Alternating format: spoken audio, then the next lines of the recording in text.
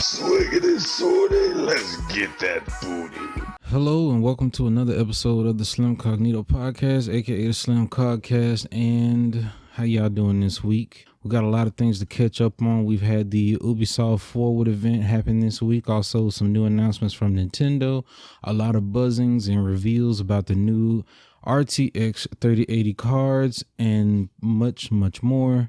I really want to get into all of that, but before we do, I just want to remind y'all that hello, my name is Slim Cognito, and you're damn right that I'm black.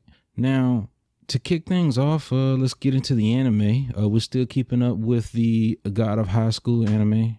Thus far, the latest episode this past Monday, we had a good display of character growth, I guess you could say personally and skill-wise, in the form of our main character, where not only is he becoming more open to having friends, but also showing that he is growing to be somewhat of a mimic in terms of fighting style, and he's learning how to basically use other people's fighting styles on the fly, just completely from memory. He's using his teammates' fighting styles and mastering them when it took them years to master. So that is incredible in its own right. And we're slowly getting more and more information about his grandfather. So this is very enjoyable for me, being the anime only this time around. It's highly enjoyable. And I can't wait for today's episode. I can't wait to see what they're really going to reveal. Fight animations are still amazing, still very good and true to whatever style that they're mimicking, at least true enough, despite it having to be flashy.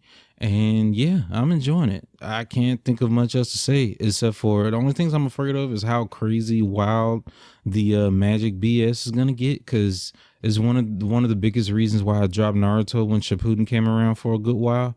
I would keep up with it in bits and pieces, maybe read the manga, but as far as watching the anime with Naruto, just the big fights and nothing else, I wasn't really like keeping up with it that heavy, because it went from being very tactical and strategy based like Ninja would be in the original series, but once they crossed that threshold to Shippuden, it was all about power levels and who has the most chakra, or the most crazy Kekkei, or the most insane chakra jutsu.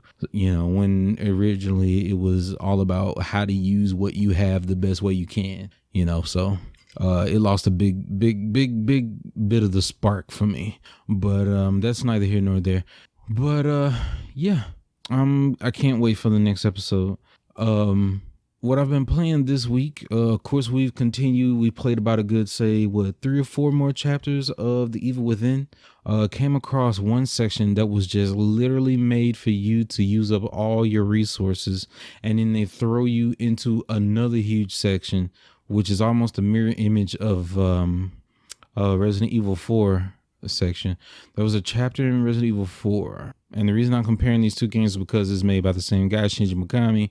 And in Resident Evil 4, there was a section in the castle where once you enter a room, there will be 2 Ganados, priests like Ganados. I won't call them priests, but the cult like ones that wear the robes, and they would hide behind a fake painting that would reveal itself as an opening or a window of sorts, and they would shoot rockets out of it, and you would have to kill them, get rid of them and the other enemies around you as they fire rockets at you nonstop.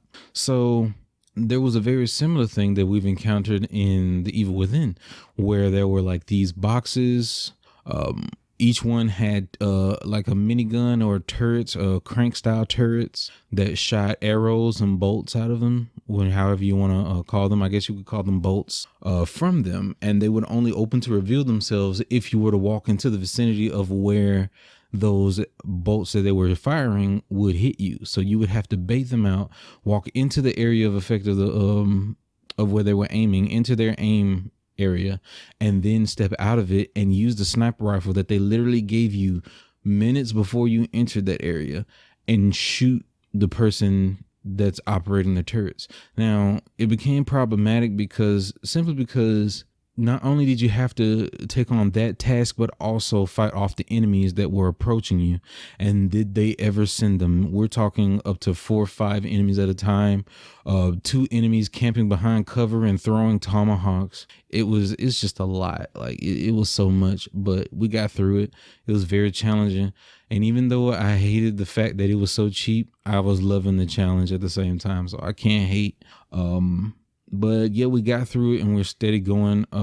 The one thing is, I think I stopped right before a boss fight that introduced a new boss, because I assumed the section where you finally meet the safe head guy, which I guess was a rendition of Pyramid Head, but instead of having a pyramid head and a huge knife or a huge blade, this one is a safe head and he carries a huge hammer. And the whole area was littered with safes that had like barbed wire tied around them, and he would just spawn into one of them. As long as he would die, he would just be able to teleport into another and spawn from it. So yeah, safe head was somewhat interesting. It was intense, but of course, because of retries in gaming and loading checkpoints after a death, a bit of the tension completely evaporates after you die once. But that first time, it was very intense, and I enjoyed it. It was a good idea, so to speak, especially since they let you get acclimated with the poison fog mechanic shortly beforehand. So yeah, it does its job, and it's hallmark game design. So can't hate on that either. So if you could tell, I got a lot of praises for it. Of course, there are issues. I've noticed some frame drops. I've noticed some, some animation foibles. I've noticed some character model problems and also some texture issues. There was a mini boss fight with a huge wolf that was like, zombified or whatever. And that wolf was surprisingly easy to beat, because of course, you just got to wait for it to charge toward you. And I would just hit it with the sniper rifle, because, insane amount of damage in one shot, big target, easy to hit, pop them, move on. Then they hit you with a curveball, tell you had to go back into the mini boss's arena in order to get your partner's glasses that they dropped. So after you go back in to help out Velma, because he can't keep his glasses on his face, they just give you a freeze bolt right next to the freaking gate before you go back in. So you just get the freeze bolt, freeze the thing, and it stays frozen so long you could just run, grab the glasses, and walk right back out. And the very moment that I hit the gate, he was he thawed and immediately jumped at me, but my hitbox was non-existent. It was non-existent once I started the animation to go through the gate again. So still, it could have been worse is the best I could say, but it also could have been better. I can't really let them slide on that. But either way, it's an experience, so to speak. Probably the worst encounter so far was when you encounter these big, weird, lanky, strong, I don't know what to call them. I guess you call them like giant trolls or whatever. And they just burst out at you. The first one, and he has a club, and it's a small area, but the AI partner is supposed to be shooting the monster, helping you out, but he bugged out and did not shoot at him one bit, like not even a single bit. So I'm in there doing all the damage solo, doing what I can to dodge the hits, and it was just a shit show. And it was terrible because it would spawn a second monster just like him, but without the club in its hand. So had to kill them both, use all my ammo, all my time, several restarts, and he just would not fire a shot. And it was terrible, but whatever. It's got its problems. It's not without its issues, I'm sure. I really hope a lot of it is fixed with the sequel. I hear high praises and high hopes about it. So here's the high hopes. What else have I been playing? I've continued Spirit Tracks, and I have finished the Legend of Zelda Spirit Tracks. I finished the dungeon. Let me see. I forget. Oh no. It was like the 4th floor in the spirit, in the Tower of Spirits. And the Tower of Spirits, is basically just like the tower in Phantom Hourglass. I forget the name of that tower, but it's basically the same thing. You just keep going up while the Tower of Spirits goes upward. The Phantom Hourglass dungeons were going down a level each time you returned, and it's a clever way to expand on content without having to make too many assets, because you had a limited file size, capacity of files on the Nintendo DS cartridge. So I understand what they were going for, and it's a hard mark achievement in its own right. So I won't make sure of that. But it can get stale. But at least the dungeons are intricate. They're intricately designed, and they actually force you to think a bit. And they introduce new mechanics with the fact that Zelda has possessed the suits of armor. So that was very, very welcome. I like that. It makes you, bend your thinking to solve puzzles in different ways. And I find myself having more fun in the dungeons than the overworld and exploring the open world. So now I find myself like dreading having to go and get back in the train and ride it around for, minutes at a time in order to get to the next dungeon. But I'm glad that it doesn't overstay its welcome, but it's not that enjoyable. Now, that being said, it doesn't really ruin the whole experience. The most annoying part thus far was finding my way into the underwater temple, which is where I am now, because you had to you had to find these orbs. You just ride the train around until you see these red orbs, and you blow the whistle on the train until it turns blue. And I did not even remotely think to do that based on the clues they gave me. But yeah, that was annoying. That took longer than it needed to. But yeah, we're moving on to the next dungeon. Can't wait to hop back in. And that's where we are for what we've been playing this week, I believe. Evo Land is still, I'm chipping away at it as well. Yeah, the biggest thing that I played this week, I've given Among Us a try, because it's been trending everywhere. It's been trending on Twitter for like 3 nights in a row. And it's been all over Twitch, YouTube, everything else. So I had to give it a shot. It was only, and it was incredibly cheap. So why not? I hopped in the game, and oh my goodness, I'm addicted. It's so good in the ways that it's made, and I've been begging. I still haven't had the experience of playing it in voice chat on Discord. I really wish I could, but I have a very peculiar kind of friends. As a matter of fact, if they actually support and listen to this podcast, I'm gonna call y'all out right now. So I got friends who I've been begging to play this game. Just let's go ahead and play it. Everybody has it. Like almost everybody owns the game. Just come on, everybody, play the game.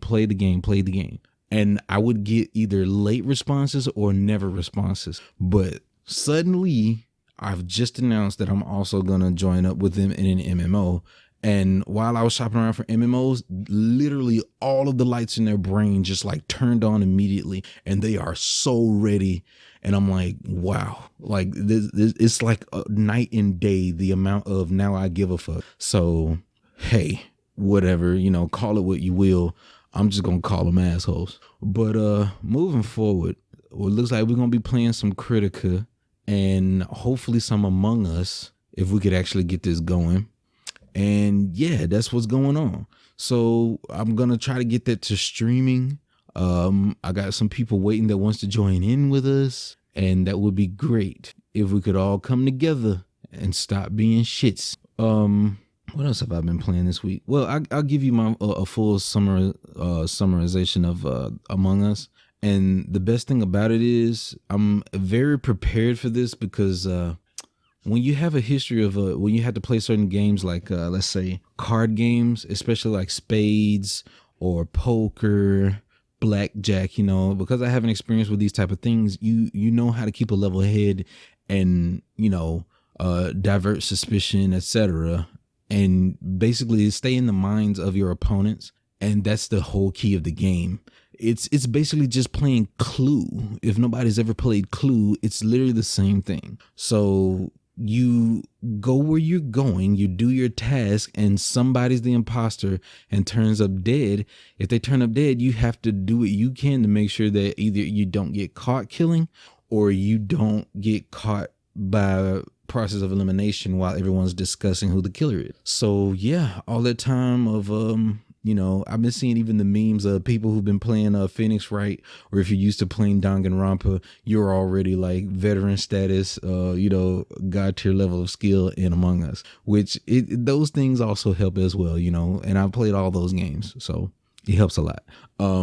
So yeah, I enjoy it a lot. It's very good game design. They keep it simple. Simple is the way to go. If you stick with your fundamentals, you'll never grow stale. Is the reason Nintendo's always working, and Sony's literally shoveling money to keep the AAA market alive. You don't have to go above and beyond. Just make the game fun. And all these AAA games that's been coming out, and the most popular stuff that's been selling worldwide lately, crazy and viral, are simple games that cost less than $10. That's crazy. Fall Guys and Among Us. Among Us is $5, and Fall Guys, I think it's like 10 or 15, something like that.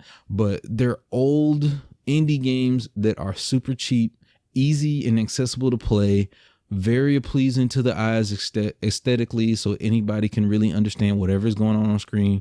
It doesn't have to be super intense skill in order to play. And that's the whole point. That's why Nintendo wins, because it lets everybody play and not just certain people who like their brand. So anyway, beyond that, it looks like we pretty much wrapped up everything that I've watched and played this. I don't think I've left out anything in particular. So I guess it's time to jump into the news. And the first thing that we have on the docket is the Hyrule Warriors Age of Calamity has been announced, which is going to be a new Musu.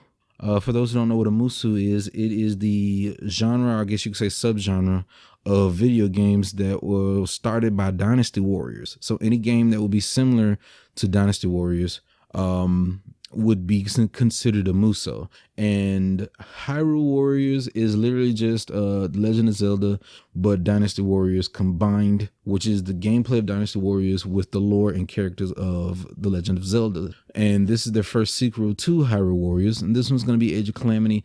And it's supposed to be a prequel, actually, to Breath of the Wild. So this is supposed to take place during the 100-year slumber that Link had, which was the opening to Breath of the Wild. So that's going to be very interesting. There's going to be more lore and backstory explained as to the things that happened in Breath of the Wild. So Nintendo's being very bold with this and very ambitious to give that type of trust of the IP to what were the developers for the Muso? Freaking, I can't recall. Now I got Dynasty Warriors developers, Omega Force and Koei Tecmo published. So yeah, to trust them to that degree with their valuable Legend of Zelda IP is a very ambitious move, but I think they built enough trust with the original Hyrule Warriors, and it was so good.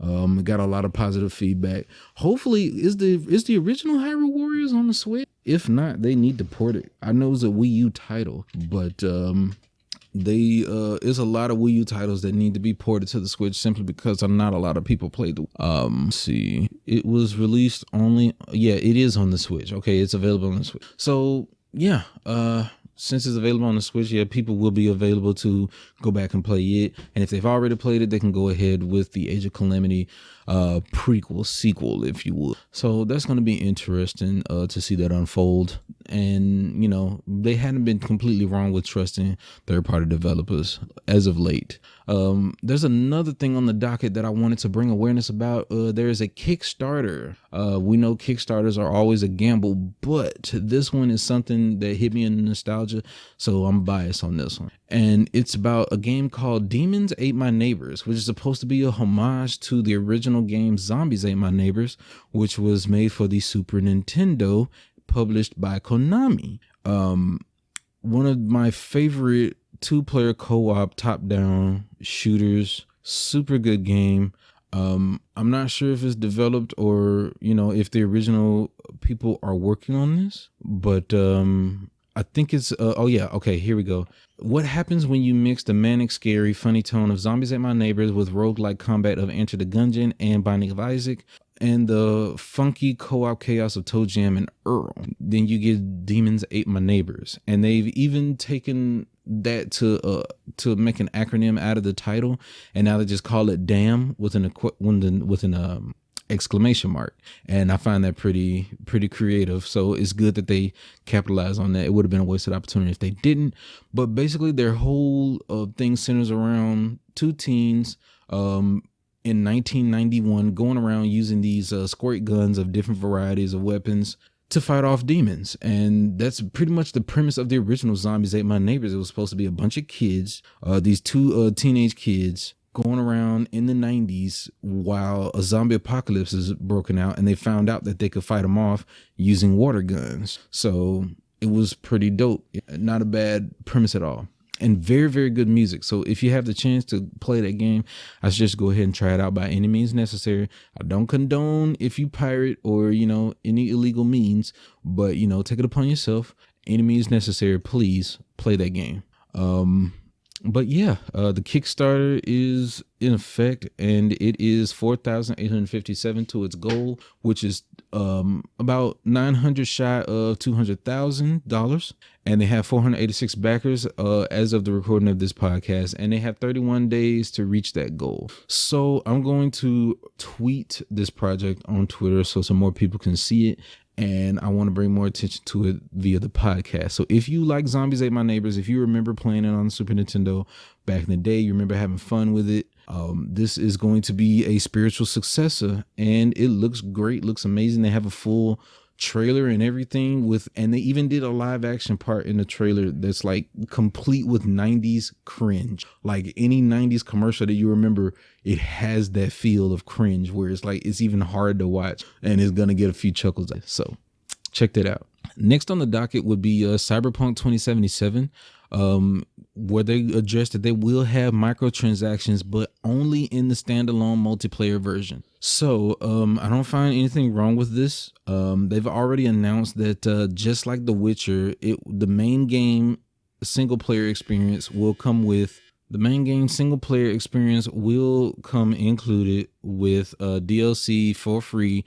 Post-launch, all the DLC will be free for anybody who owns the game. So the multiplayer being free to play as well along with the game, and might have microtransactions, which knowing CD Projekt Red is going to be for strictly like cosmetic things, then yeah, I don't find a problem with this. I saw some people complaining, and I know somebody in particular that really doesn't like the fact that CD Projekt Red kind of sees themselves as to be some type of a saint of a developer. They I guess you could say they're kind of aggressive toward the lack of humbleness, I guess you could say.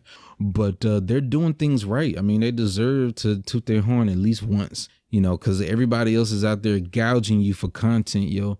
Like they're hitting you with $70 price marks, and they've announced the game will not be $70 even if you get it on PS5 and Xbox Series X. They announced that the DLC will be free, just like The Witcher 3. That's W's. Like people will find anything to complain about. So I don't whatever, And next on the docket, Pubg responds to India's ban on Pubg Mobile, and this is kind of just a follow-up to the last week's article about how India banned a bunch of mobile apps that they deemed would be bad for their children and bad for their country overall. And basically, they're just saying Pubg just responded and said, in light of recent developments, Pubg Corporation has made the decision to no longer authorize the Pubg mobile franchise to Tencent Games in India. Moving forward, Pubg Corporation will take on all publishing responsibilities within the country as the company explores ways to provide its own Pubg experience for India in the near future.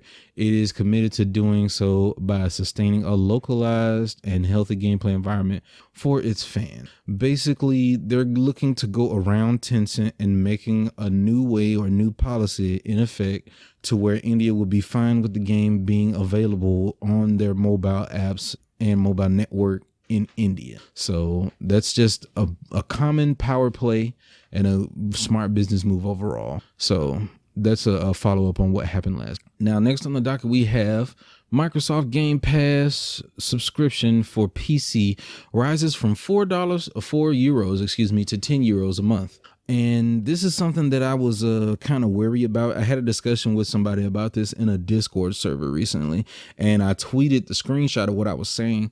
Basically, the thing that I was afraid of when it comes to the Xbox Game Pass and these games as a service is they're starting off the service, and it's very popular because it's like $5 a month and you get access to thousands of games. And as long as you keep the subscription, you don't have to buy the game, but you don't own the full game. It's just $5 a month and you get access to thousands of games.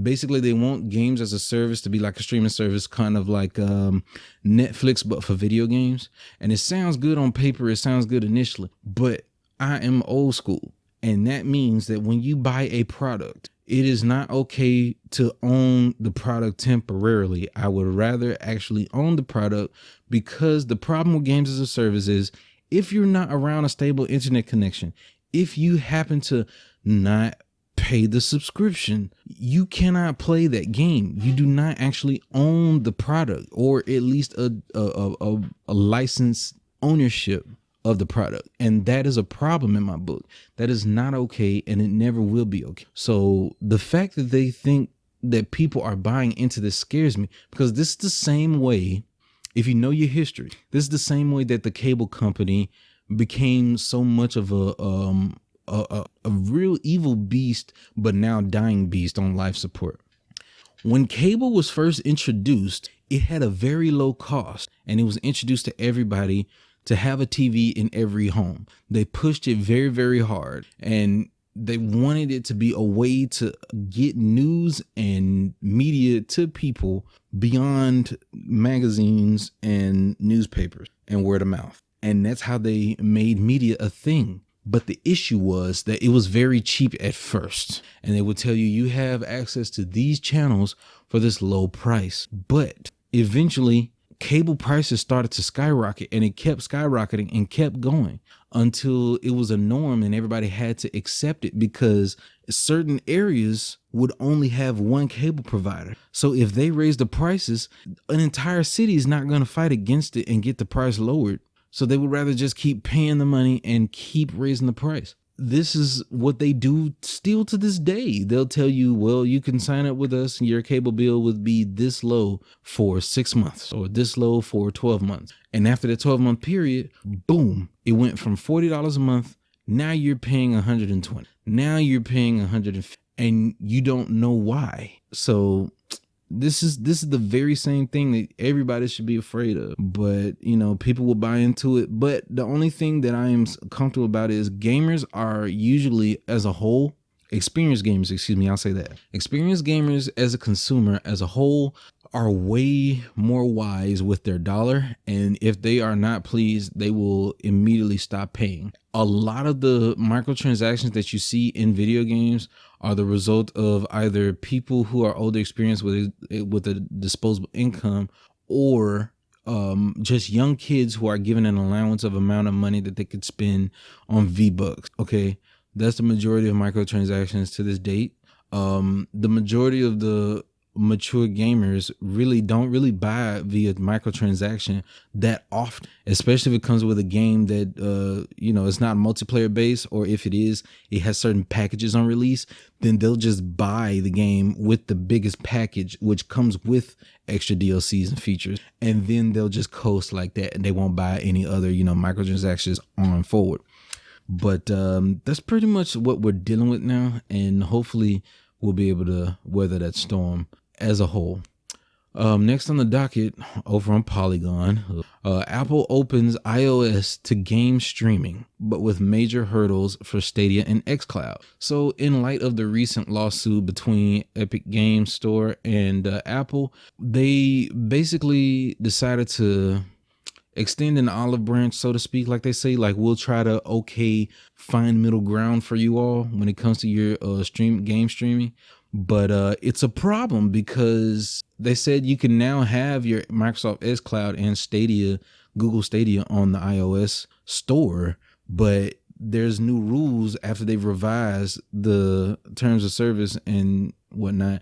And basically the policy has been revised to say that you can have these here, but those individual games that are offered in Microsoft's xCloud and Google Stadia need to also be offered as standalone apps in store. So basically, let's say Halo Master Chief Collection is available through Microsoft's xCloud, but it also needs to be available individually. Halo 1, 2, 3, 4, ODST, all of these needs to be available as separate games on the iOS store as well. This is a trash movement as far as somewhat of a middle ground. Is terrible. That's not even middle ground at all, because not only would every purchase within the Microsoft's xCloud would have to be taxed with 30% toward Apple, but so does every last individual game that's posted that's also available in xCloud. So that means they get to double dip the 30% of taxation of the games that are offered on their app. That is trash, and Apple knows what they're doing, and they'll never win this lawsuit in that way. You'll never win, ever. Not like this. I am disgusted. The reason I wanted to discuss this is because we have to keep vigilant about the business practices that are going on in the gaming industry right now, because they're doing everything they can to keep us from a one-time purchase, to keep us paying for having the same content over an entire 6 months to a year. And that's not okay. All right. But this is their aggressive answer to competing with games that are free to play with microtransactions for extra content. So all in all, this is very worrying. And we should, if this ever comes to a head, if the last two articles that we've just discussed, if it comes to a terrible, terrible conclusion, everybody needs to be aware and be ready to fight against it and vote with your wallets and just don't buy that. Okay. Lastly on the docket, but not least, of course, is something near and dear to my heart. The Prince of Persia remake was announced at the Ubisoft Forward, along with some other games that look very interesting, like that roller derby game. I could see myself somewhat trying it out. Hopefully it's fun. But Prince of Persia remake was announced. They showed a trailer and everything. They're completely just giving a graphical overhaul to the original Prince of Persia. And this was something that was needed long ago, because it's a very good trilogy. Let's see, the first was Prince of Persia, the second being The Warrior Within, and the third that closed the trilogy out was Two Thrones. And it was a great trilogy, very enjoyable. But there's been some controversy lately after that trailer dropped, because despite the trailer making it very clear that it was alpha footage, a lot of people are concerned about the graphics that they've seen in the trailer, which I will admit, it did look a bit sickening. They need to touch it up. It looks a little rough. The environments, however, look very, very astounding. It's amazing what a slight facelift with high-res textures and, better particle effects and a better engine and better hardware to work with can do. But as far as the characters, the character models are the biggest issue, and it looks bad. It looks bad, and they need to do something about the assets in terms of the sand. The sands need to look a little better.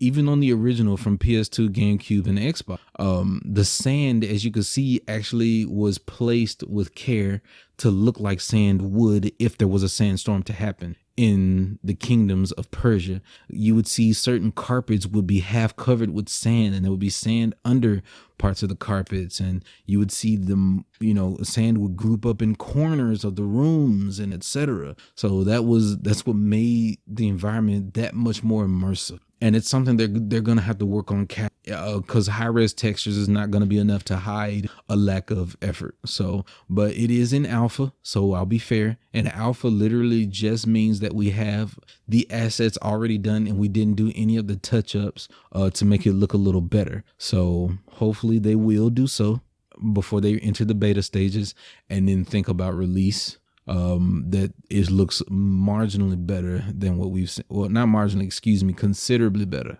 than what we've seen. So, I'm pretty sure other people out there have played Prince of Persia. It was a very popular title, very, very high regard held for me. And yeah, I wouldn't mind playing through the game in a better way. They still have Yuri Lowenthal. I think, what's it, Yuri Lowenthal? They played the voice of the prince. He's still around, and his voice is just as prince-like as it's ever been. They're re-recording all of the lines. They're keeping the script the same. I think Farah is still the same voice. I'm not positive, but yeah, hopefully they can make this nostalgia trip come alive. Especially considering the little tidbits. I hope they can still implement the little secrets and tidbits that were included, the little bits of love, like finding a secret wall that led you to a portal that allowed you to play the original Prince of Persia, the side-scrolling platformer that was made way back on I think it was on the Amiga, or if it was not the Amiga, I want to say it was the Apple II. I think it was the original Apple II title, developed and then eventually ported to other computers and then eventually to game console. So for those who don't even know, before Prince of Persia was any type of 3D, it was actually a 2D platformer that was more akin to, say, the art style of Aladdin, that type of Persia or India type of art style where people wore turbans. The original prince wore turbans and a vest with no undershirt and the poofy, I forget the name of the pants, but they're the poofy pants that you saw Aladdin wear. So imagine Aladdin from the Disney movies, but with a proper turban for proper representation of the Indian culture. And that's what it was originally made to be. But of course, as time goes on, arts get, reinterpreted and changed over time. That's just how things go. But yeah, look into it if you're interested to the history of the gaming and the hardware that it was made on, because it's actually very interesting. The hoops that they had to jump through just to make that game playable. It was very, very science-like in the way they did it. It was a work of art. So that would be another episode of the podcast. I thank you all for stopping by and taking a listen. Just remember to give me a like, a comment, and subscribe, and let me know what you think about the Prince of Persia remake. If you cared at all, did you play the originals or the originals? And if you think that this is any good, is it faithful? And if you've never played it at all, do you think you would? Give me your opinions on some of the things that's going on with Microsoft and the game, Xbox Game Pass. Do you think it's going to lead us down the wrong road or whatnot? Let me know. Give me some feedback, and maybe I can be able to dive into a little bit deeper about the things that's been going on. And before we head out, another thing I wanted to cover, NVIDIA has dropped the new graphics cards, the new GPUs that are using AI to render 3D effects, from cloths to AI to render human models and whatnot, in order to lower processing power and power consumption on these cards, which has boosted performance considerably. We're talking at least 3 to 4 times the performance of the previous generation of cards, like the 2080 Ti. So now with ray tracing enabled, we're coming up to about maybe 1.5 times to twice the performance. So these new cards, aptly deemed they're the RTX 3070, 3080, and 3090. And these 30 series cards are now being announced. They've already dropped and they revealed it last week. But the kicker is they are the same price as the current 2080 Ti. So what that tells me is not only are they able to scale down on power consumption to make it more efficient, but also increase performance. But we also have reached a point where AI processing has made it cheaper for their production of these items. Because the reason these graphics cards are more expensive with every upgrade is because every single board on the graphics card needs more transistors and more resistors and more processing power when they, depending on the nanometer technology that they're using. The most popular one right now is 7 nanometer, and the more and more they have to pack into a process and to make sure that it's able to use that wattage efficiently without overheating, without coming into issues with the process and everything. The delta that they have to balance between the voltage needed to operate that voltage generates heat. So they have to balance out the heat. The more voltage equals more heat, and the amount of cost for the production. So between those three things, that's the delta they have to balance. And the fact that they've achieved this because of AI processing, this is huge. And these cards are going to release at $500 for the cheapest model. That's insane. That's actually very, very good. Usually new GPUs, when the 2080 was announced, and it was brand new, say, was it a year or two ago? If I recall correctly, it was easily around the $1,000, $900 to maybe $1,200 range for the initial pricing MSRP of these graphics cards. So not only are they becoming more efficient, more power efficient, better performance, but less cost. And this is going to be huge, especially considering that there's more PC gamers than ever before. There's a lot of many of the gamers who have started on consoles, which most of them out and about now. Let's say the ones in college, maybe they're college kids right now. Their first console was likely the Nintendo Wii, because that was literally a decade ago and right after the GameCube. That means that now they are at least in their late teens or early 20s. And if they are out of college, most likely they are either still on a console or they're on their way toward PC gaming, or they've experienced it on the low end spectrum, whereas, gaming on a laptop and playing something that's not that intensive, say League of Legends or something, or Among Us or Fortnite, which really doesn't need a lot to run. So this is literally the climate right now for gaming. And as PC gaming becomes more affordable, that means a wider audience. A wider audience means more people buying PC games. So what kept PC gaming alive beforehand, and the reason why this is a big deal, is because they basically played the game like building cars, where a new part would release with better performance and they would jack up the price and make it super expensive. But they could do that because they know that if you're a mechanic and you're custom building cars to the point where you would care about such a thing, then most likely that's a type of hobby that you can afford to pay that much. It's the reason why Apple takes advantage of its customers by overcharging for their hardware, despite it being the same things internally that you could find in a Windows computer. The only difference being their operating system. They make every single bit of their software, from just typing in a word processor or making a PowerPoint, super expensive, because they know if you can afford to buy the Mac itself, then you have enough disposable income to pay for their overpriced software. And that's the game that they've been playing for a while, but it's phasing out. Windows is coming ahead, and there's just a lot going on, and everybody wants a piece of the gaming industry pie. Gaming has become such a big industry to the point where even Facebook wants some of those market shares, and they're trying to push Facebook gaming, and they want to get streamers over on their platform. But sadly, Facebook is actually a dying social media platform, and it's really not that popular anymore. It's very slow when it comes to news and updates. It changes the UI so often that even their majority of their user base, being people of the older generation, are becoming more frustrated in using it. And it's just not user friendly in terms of transparency. It's a little too familiar. Everybody feels exposed in using it. And not everybody would like to use a social media platform where they have to be themselves every day in life, and then be in the same, like being on Facebook is the equivalent of being in a room with your family and your coworkers and your, old classmates and anyone you ever knew, all in a room at the same time. And everything that you say, it's right there. And that's not really good for anxiety. It's not good for mentality. It's the highest reason, social media itself is highest lead depression and all these other, mental issues that is plaguing the youth and everybody else of all ages now, because it's being anxiety. So if you're not getting that dopamine from the approval of people by liking and sharing what you comment on about your life or things you share about your life, if it does not meet enough people's approval, if a selfie does not get enough likes, then that will cause people to misinterpret their own self-value. That's the thing that's going on right now. Main thing that's popping right now is going to be Instagram. Instagram being the biggest social media right now. Right behind will be Twitter and others.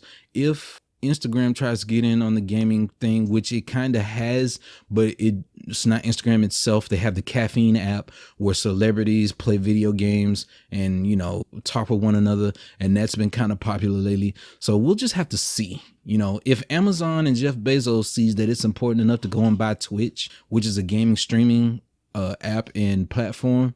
They went and bought Twitch. What was that, 2016 or so? He knew that that was a smart move to make. And they did so. And I think they paid like 100 million or something, because that's how much it's worth. This is big. And what's the coming years of gaming is going to be very huge, especially when they're trying to push VR, and the fact that we're getting more the people are getting geared to be PC gamers as a whole. The PlayStation 3 was the first step for gaming consoles to become PCs. Once they started integrating internet functions into consoles, it's basically just a PC. So now you get to update your games. You have the shop integrated, so you could just log on and buy the game and download. That's PC gaming in a nutshell. So here we are. And let's find out where we head. And you tell me what y'all think where we're headed. So don't forget to subscribe and let me know what you think. Follow me on Twitter. You can see all the information down there.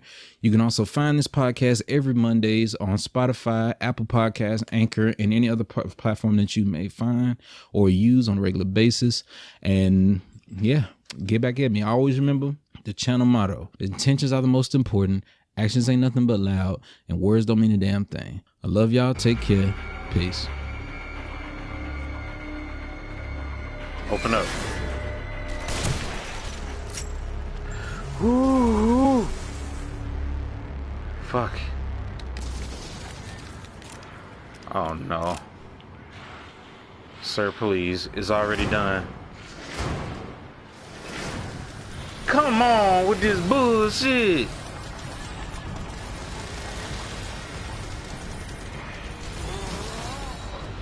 The hell I'm supposed to go now? I'm gonna freeze your ass.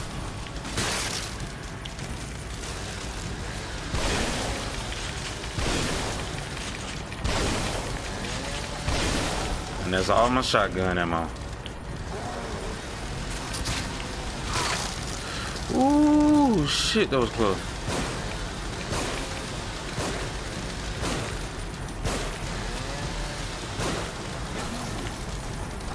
This sucks, this sucks, this sucks. I missed.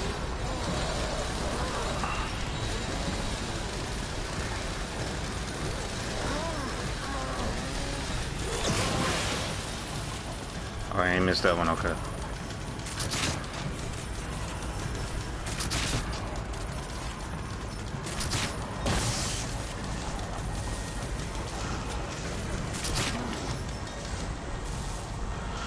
Oh my god, I spent everything. I ain't got shit. Please let me go forward. Please.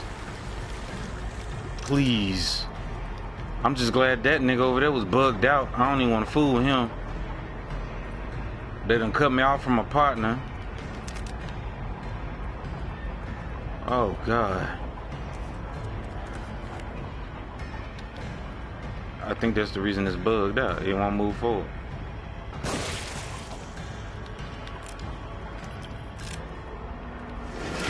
Okay, now it's cool.